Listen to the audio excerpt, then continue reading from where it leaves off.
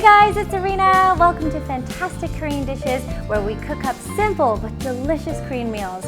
So when you guys think of kimchi, what is the first thing that comes to your mind? Yes, spicy red cabbage. Well, today we're actually making a different variety that's not spicy at all. It's called Baek Kimchi, which literally translates to white kimchi, simply for its color. It's great for the entire family and it is incredibly nutritious. And today I'm going to teach you how to make it in under 30 minutes. All right, let's get cooking.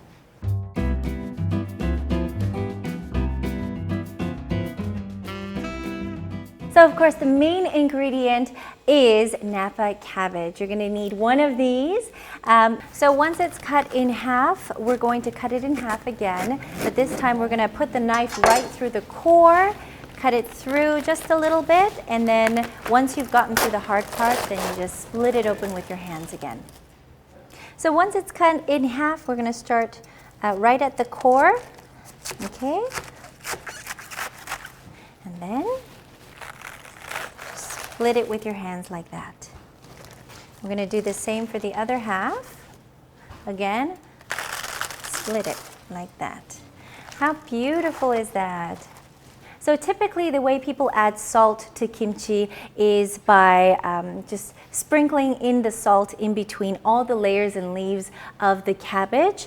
But today we're going to make it in a different way, simply because this is first of all faster, and it's also better to evenly distribute all the saltiness into each and every one of the leaves. So this is how we're going to do it. You're going to need about 3 cups of water. You're going to bring it to a boil, and you're going to add about 240 grams of coarse sea salt. And then once we bring the water to a boil, we're going to add in the salt, mix it up a little bit, just make sure the salt has melted completely. All right, so the water came to a boil, we turned it off, it's still quite hot. We're going to pour the water all over the cabbage. You're going to need a nice big bowl to put the cabbage in. And we're going to make sure that everything is kind of under the water, especially the core area, the bottom part, because that's kind of like the hardest part. We're going to let this soak for about 15 to 20 minutes, and that's perfect timing while we prep the other ingredients. So we're going to julienne the Korean radish, and for radish it's just a lot easier to use a mandolin slicer. What I'm going to do is hold it like this, like that, and just julienne about 400 grams. This is maybe about 1/6 of the Korean radish that I was holding. Next, you're going to need some green onions. Here I have about 10 stems of green onions. So I'm going to cut this one once in half, and then put them together, and then cut them in thirds. And yeah, so everything's about similar size. We're going to cut the top off and the bottom off, just because it is quite curvy at the top. So we just want kind of like a nice, clean, straight line. And then take the seeds out and the inside out, and then we're going to julienne this one as well.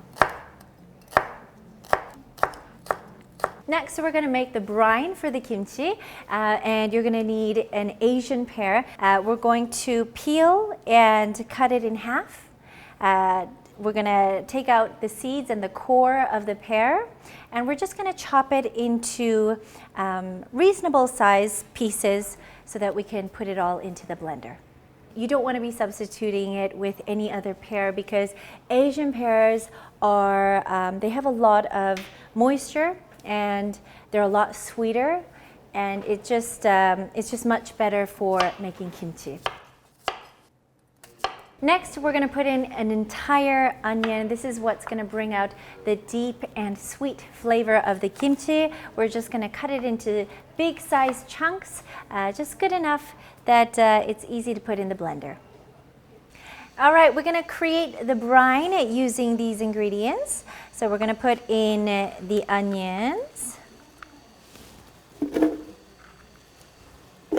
pears,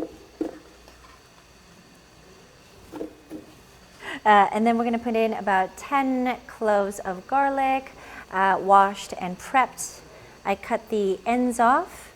I think that's a little bit more than 10.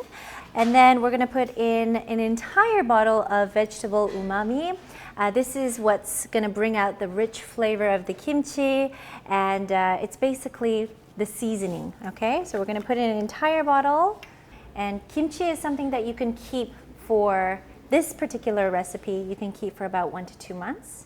Next, we're going to add in 2 liters of water. Unfortunately, my blender can only hold up to 2 liters, so we're going to put in as much as possible and then add in the water later.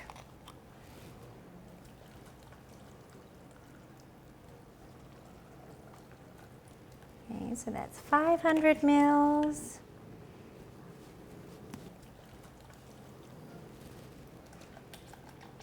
Okay.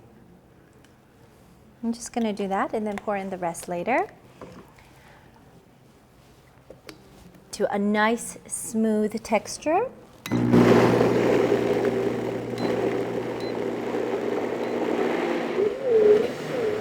So it's been about 20 minutes or so. You can just take a look at the core part of the cabbage, and if it's soft, it's pretty much done. And then we're going to rinse it under cold running water, and we're going to wash away some of the excess salt, and then we're going to squeeze out the water as well. So give it a good rinse. You don't want to rinse it too much. You still want the salt seasoning inside, but the cabbage has already absorbed some amount of salt already. So we're going to give it a squeeze. So we're going to take all the ingredients for the stuffing of the kimchi, put it in a nice big bowl, and just give it a nice good mix because we want even distribution of all of the vegetables inside the kimchi. So we're going to put in the green onions, red peppers, which just adds a beautiful pop of color into the kimchi. I'm just going to mix it with my hands. You've got to be a little bit gentle just so that you don't crush any of the vegetables. So I like to start with the bottom biggest layer. This is good. And we're going to put a little bit of the stuffing inside. You're not stuffing it with too much, just a little bit. And you also don't have to put it at every single layer. It's okay if you skip a layer, it's fine. Next, we're going to store the cabbage into a kimchi container. This is a nice stainless steel one. If you don't have a kimchi container at home, you can pretty much use just any container, but I prefer to use something that's made of glass or stainless steel just because you are going to keep it for a while. Okay, so we're going to put them in one by one. I like to fold the ends in like that. Okay, next we're going to pour in the brine that we made. Remember, I wasn't able to put in all of the water, so we are going to pour the water in between. Quarter in. It's all over the cabbage. And remember, this type of kimchi has a lot of liquid in it. And just to make sure that everything's just under the liquid, we're going to use like a plastic bag like this and just put it on top and just gently press with your hands. Put a little bit of pressure. Okay, so that's it. It does need some time to ripen, so you want to put it in a place that is shaded, nowhere near the sunlight, out in room temperature for about 24 hours. It might vary depending on the temperature of where you are, but how you know that it is completely ripe is that you're going to start to see some bubbles coming up to the surface. So give or take about 24 hours and then put it in the fridge. And after that, it has to stay in the fridge. So this is pre-made from yesterday. It's been 24 hours since we made it. I'm going to give it a little taste. Oh, so excited. Oh, it smells and looks amazing. Okay. Oh, so it's nice and soft. So whenever my mom makes made kimchi when I was young. She would always rip me pieces like this, so this brings me so much memories.